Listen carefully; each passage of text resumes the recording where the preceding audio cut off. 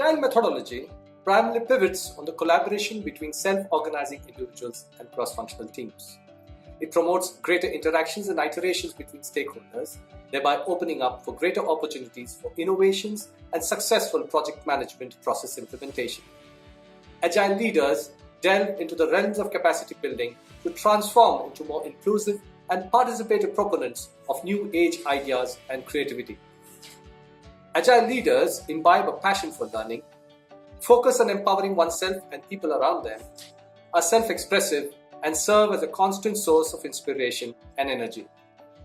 Such leaders lead from within and have significant capacities to build communities of committed people with a shared vision and commitment. Come and learn from me how Agile leaders operate. I will share my experiences of my 25 years in the Indian Army and take you through a fascinating discovery of the Agile ways of leadership and team building. Register for my workshop now. I can assure you it will be worth the time and effort invested. Thank you.